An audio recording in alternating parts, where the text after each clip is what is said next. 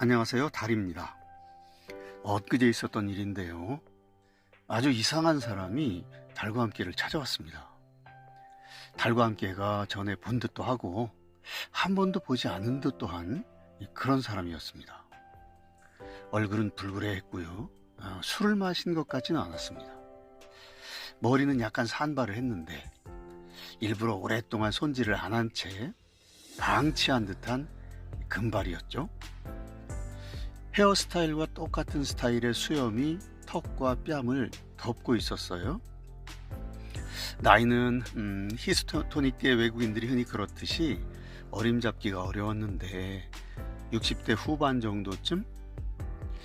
중요한 것은 달과 함께보다는 분명 연상의 사내로 보였습니다.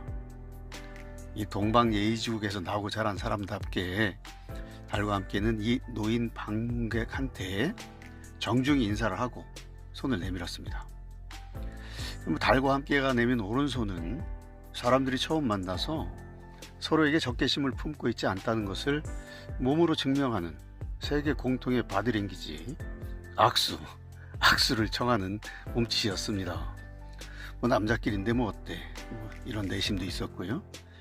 그런데 그 외국인 노인네가 코트 주머니에 찔러 놓은 양손을 빼지도 않은 채 상체를 약간 오른쪽으로 비튼 다음 약 15도 각도로 사시를 뜬 채 달과 함께를 노려보았습니다.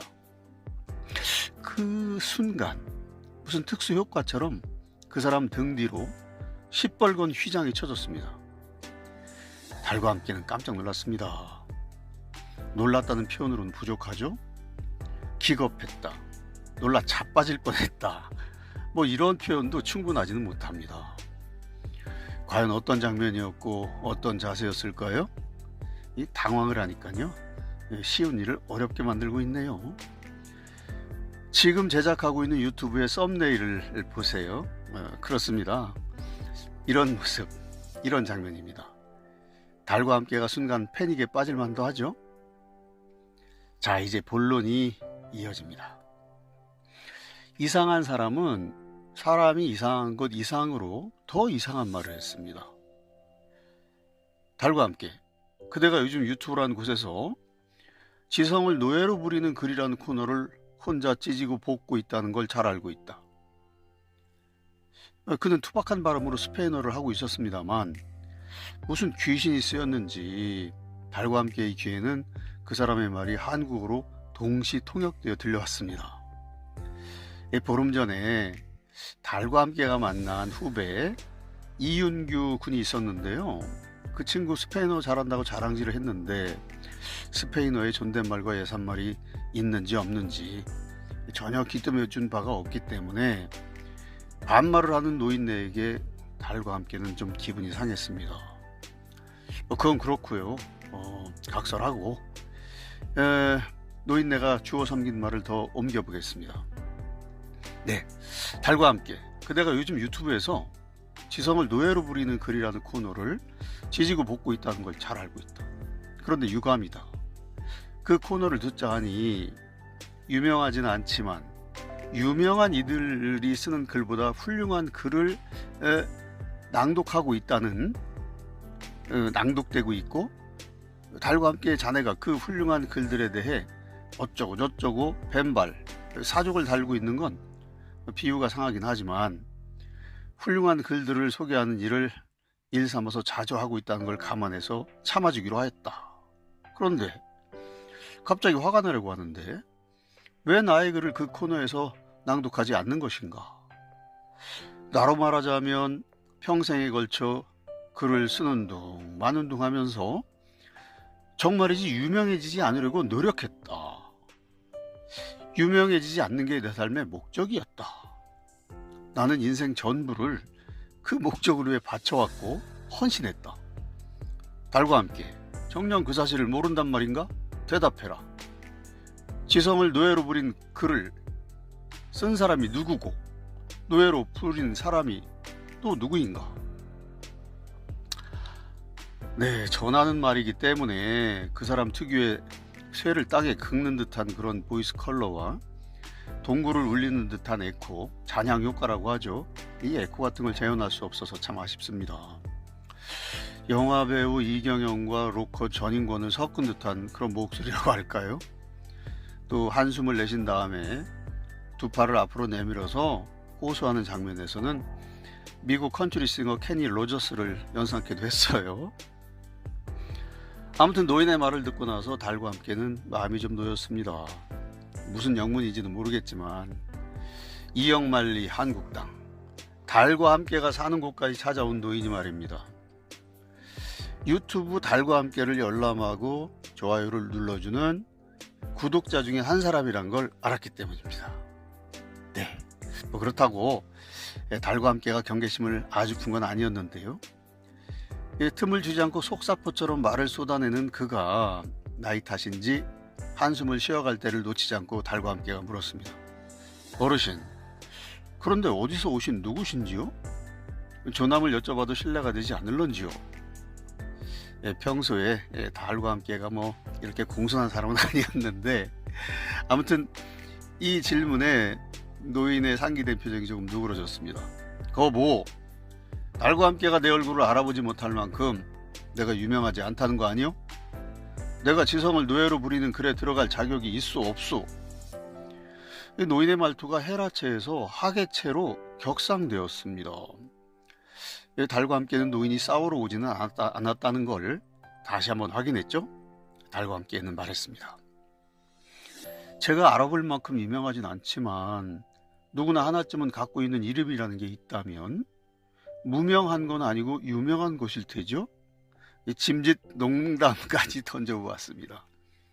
그런데 노인은 이 달과 함께 그 질낮은 촌스러운 위트를 단번에 깔아뭉개고 이 말투도 처음에 헤라체로 다시 돌아갔습니다. 내 이름은 한두 가지가 아니다. 내 이름 중 하나는 방금 도착한 사람이다. 어떤 사람은 나를 이름도 모르고 글을 잘 쓰는지에 대해서도 전혀 알려지지 않은 작가라고 부르지. 그렇게 부르는 그 어떤 사람은 바로 나 자신이다. 내 책을 팔아서 이문을 내려는 책 장사꾼들은 내 이름을 마세도니오 페르난데스라고도 하지. 네, 방금 도착한 사람. 이름도 모르고 글을 잘 쓰는지에 대해서도 전혀 알려지지 않은 작가. 마세도니오 페르난데스. 종잡을 수 없는 말들을 남기고 노인은 사라졌습니다. 인사도 없이, 작별의 악수는커녕 펑 하는 효과음도 없이, 땅에서 갑자기 솟아오르는 연기도 없이, 장막이 거치고 닫히는 마술장치도 보여주지 않은 채 그냥 달과 함께의 시야에서 사라지고 만 것입니다. 달과 함께에게 커다란 의문과 무거운 숙제만을 남긴 채요. 짧았던 방문을 제멋대로 끝마치고 노인이 그만 돌아간 것이란 말입니다. 이 달과 함께 생긴 의문입니다. 도대체 노인, 그의 말대로라면 방금 도착한 사람, 이름도 모르고 글을 잘 쓰는지에 대해서도 전혀 알려지지 않은 작가, 마세도니오 페르난데스. 과연 그가 누구인가? 알 수 없는 노릇이었습니다. 노인의 방문을 받았고요. 뜻밖의 사건들이 이어졌고요. 몇 마디 말을 주고받았습니다. 그런데 노인이 돌아가고 난 뒤 달과 함께에게 남은 것은 그것뿐이었습니다. 과연 그는 누구인가? 이런 의문, 자문자답해야 할 질문이었죠. 도드리표가 그려진 악보의 첫머리로 돌아와 서 있는 것처럼 말이죠. 그리고 달과 함께에게 숙제도 생겼습니다. 이 노인을 유튜브 지성을 노예로 부리는 글 코너에 초대할 것인지 말 것인지 하는 것이었죠. 달과 함께는 깨달았습니다. 의문을 푸는 게 숙제를 하는 길이기도 하다는 걸요. 방금 도착한 사람, 이름도 모르고 글을 잘 쓰는지에 대해서도 전혀 알려지지 않은 작가. 그가 뱉어낸 이런 정보들은 그 위로 숱한 물음표만 덧붙을 뿐 노인의 정체를 밝히는데 전혀 도움이 되지 않는 난해한 기호일 뿐이었습니다. 마세도니오 페르난데스. 키, 열쇠는 이것 하나뿐이었습니다. 마세도니오 페르난데스를 검색했습니다. 놀랍게도 10년 전에 그의 책 한 권이 한국어판으로 출판되어 있었습니다. 워크룸 출판사에서 기획한 제안된 시리즈 5번째 책입니다. 제목은 계속되는 무입니다. 계속되는 무. 제목도 특이합니다. 없음이 계속된다는 뜻. 제목을 보니 새삼 붉은 휘장을 배경으로 몸을 비틀면서 달과 함께를 쏘아보던 노인이 떠올랐습니다. 수전증이 있는 사람처럼 책의 페이지를 여는 손이 달달 떨렸어요. 달과 함께가 달달 떠는 모습 상상이 되시나요? 책의 첫 페이지에 정말 이상한 말들이 쓰여 있었습니다. 달과 함께는 오늘 이상하다는 표현을 이상하리만큼 자주 사용하고 있죠?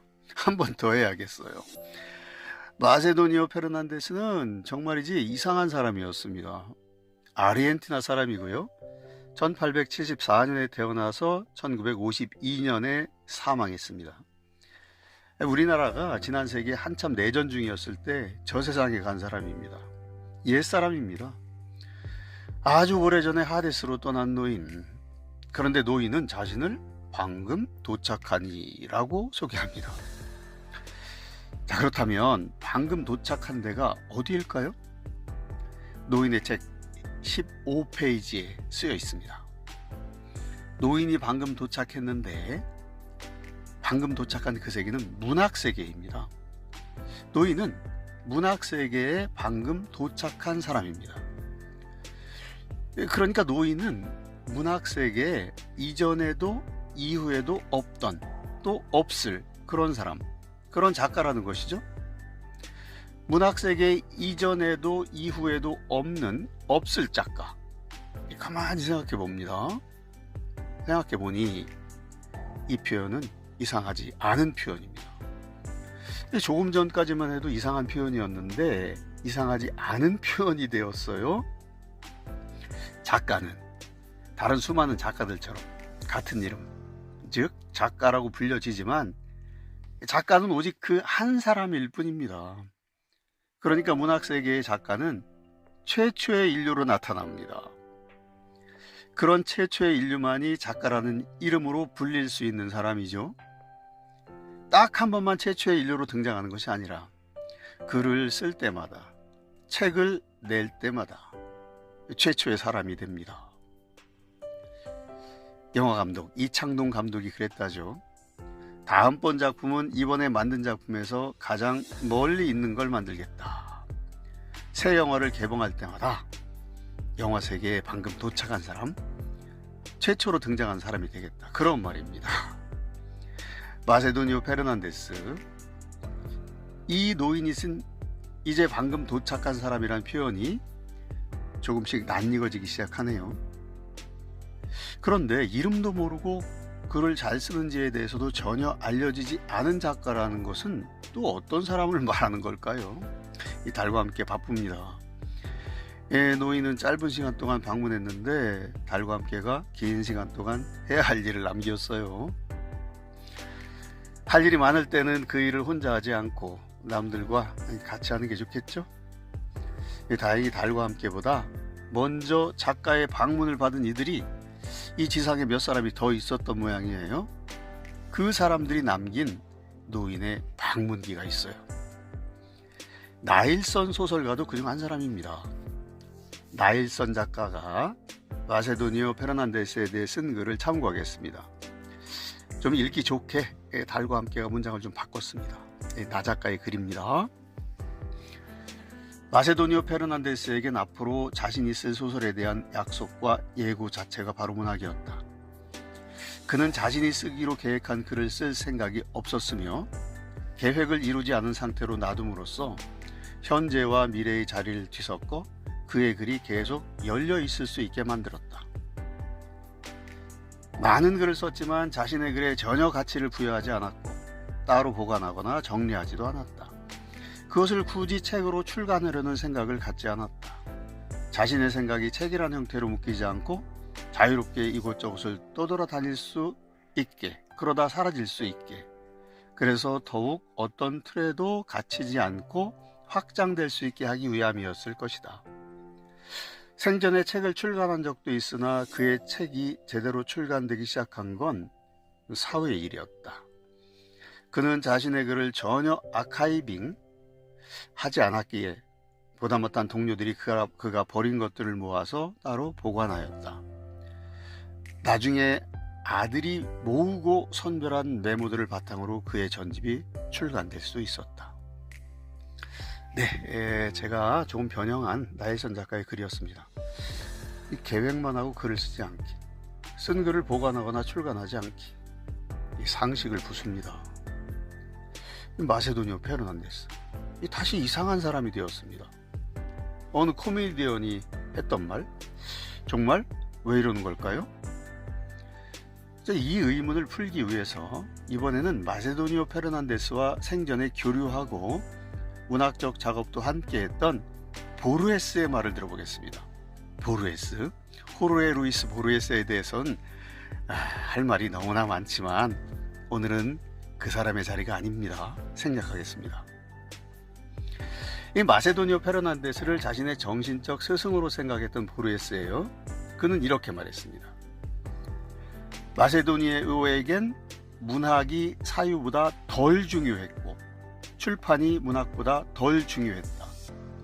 마세도니오는 무엇보다 우주 세계를 이해하고 싶어 했고 자신이 누구인지, 자기가 혹시나 다른 누군가가 아닌지 알기를 원했다. 그에게 있어서 글을 쓰고 이를 책으로 출간하는 것은 부차적인 일에 불과했다. 사실 오늘날 지식인이라고 불리는 사람들은 자신의 지적 능력을 직업으로 삼거나 행동을 위한 도구로 삼고 있기 때문에 진정한 의미에서 지식인이라고 할 수 없다. 이에 반해 마세도니오는 늘 깊은 생각과 사색에 잠겨있는 사람이다. 네, 보르헤스의 말이었습니다. 이제 좀 의문이 풀리는 것 같나요? 보르헤스의 글을 통해 본 마세도니오의 생각은 이렇게도 정리할 수 있을 것 같습니다. 문학은 최종 목적이 아니다.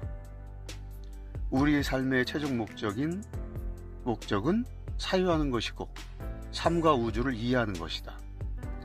글 쓰는 일, 책을 출판하는 일은 아주 부차적인 것이다. 이것이 마세도니오 페르난데스의 생각이었습니다. 그렇습니다. 문학은 사유를 담는, 우주에 대한 이해를 기록하는 그릇이고 노트입니다. 문학은 그렇게 대단한 것이 아니라 책을 출간하는 것도 중요하지 않다. 달과 함께는 여기서 이쯤에서 좀 비약하고 싶은 유혹을 느낍니다.